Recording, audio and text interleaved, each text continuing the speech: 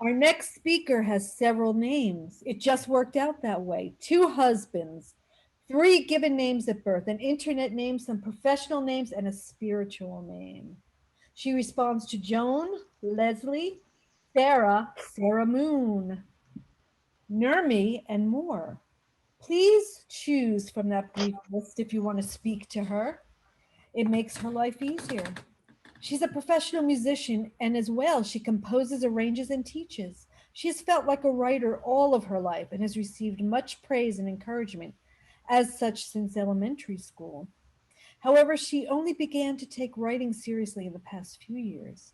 She is well past elementary age. She is finding Rough Riders to be a nurturing, fun, and challenging group to belong to. She's grateful to have discovered them before COVID, so she got to see them in their natural habitat, an old haunted firehouse in Long Beach, California. That alone was worth the price of admission. She has also, for about 2 years, been involved in an Artist's Way group. Oh, an Artist's Way group, which has been stimulating as well as therapeutic. Congruent with this writing journey, she gave power to her ability to work with the mind and imagination of others. She enhanced her abilities by learning some powerful writing techniques and receiving certificates relevant to that journey. Leslie lives very close to her family, a son and daughter and two granddaughters, as well as a son in law. She's very proud of them, their beauty and talent and intelligence, and their love for her. Aha! She also has a familiar, a cat, Vera, now approaching 6 months old, who has transformed her in some mystical cat ability way that can only Great. be described as magical. She's enjoying her writing Picture this. path, I know, which includes the invention and formation of short stories, occasional poetry, and a musical, which she hopes to have done by December of this year, 2020. Now, finally, we get to the title of her story is Half and Half. And she apologizes to those of you who are lactose intolerant. The story is 6.5 minutes long. Leslie Sharp.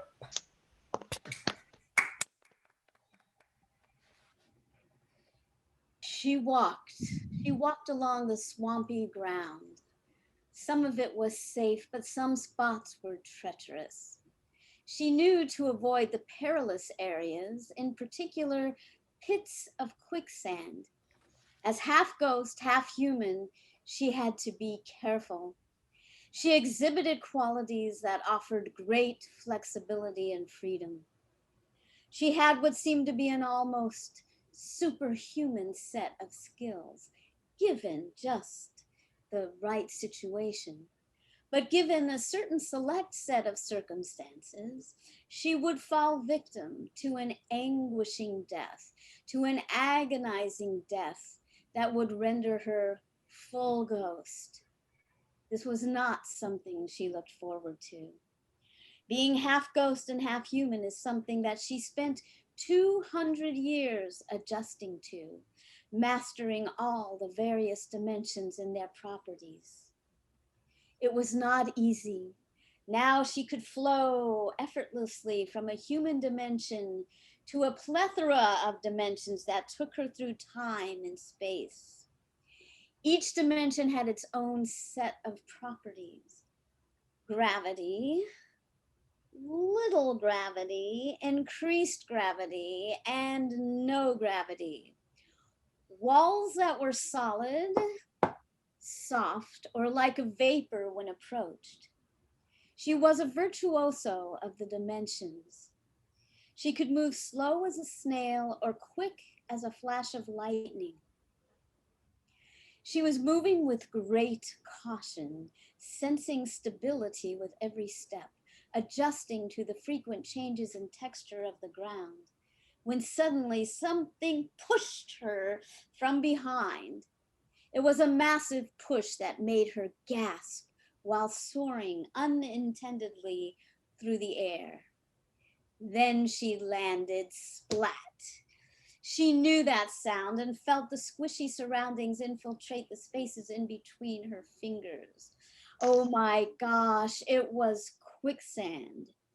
She could smell it right before she flopped as the gaseous odor meandered in an upwardly direction.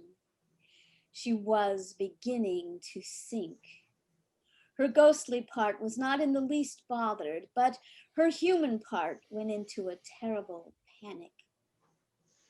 She fought against the sticky goo, trying to flip over on her back and while struggling to keep her legs on the surface.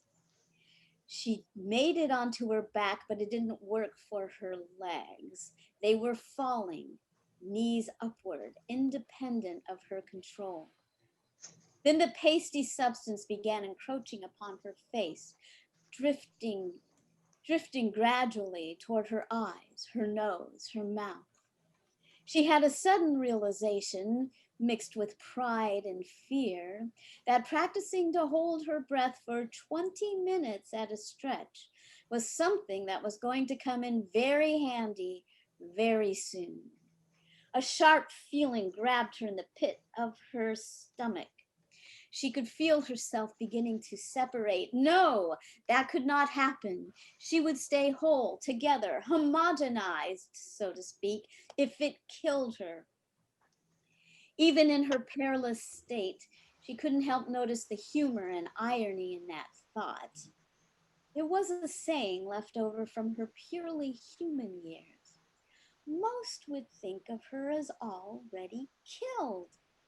She giggled in her mind at the observation. Right then, she heard some high-pitched laughter, a bit like tinkling glass, little tiny voices, slightly on the nasally side. Through her blurred vision, she saw the transparent wings and the cute little bodies that belonged to the fairies. She didn't know whether to rejoice or give up. Fairies were a little unpredictable and capricious in nature. Their cuteness was shockingly misleading, but kept their enemies off guard most of the time. They might decide to laugh heartily as she sinks down, dwelling on the ironic humor of death, or they might gather together a rescue crew of several hundred and lift her out as a team effort. Great. Either way, she sensed that holding her breath for 20 minutes was going to be necessary, even as they discussed their agenda and put together a plan, or not. Fairies were not known for their timeliness. She turned downward involuntarily, and under she went, face down. She had taken a deep breath just before leaving the surface. After a few minutes, she found herself going into a kind of euphoria as her consciousness waned.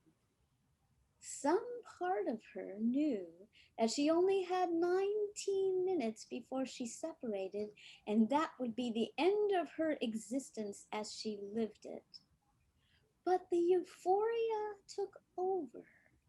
She forgot everything.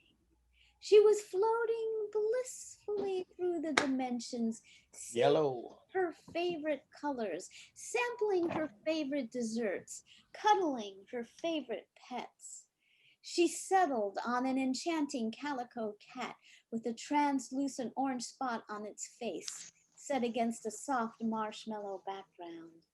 The dark fur had a gorgeous sheen to it that beckoned to be stroked over and over again. She wanted to stay this way forever, but was rudely interrupted by hundreds of tiny voices that were hovering over her. Her back to them, she felt a series of sudden awkward lifts from her hair, from her shoulders, from her butt and legs. Up and down, up and down. She was dipped in and lifted out over and over again until she heard the sound of determination that they all made together. A high-pitched umph. Suddenly, she found herself above the quicksand, and not a second too soon. That's it. Uh, Good timing.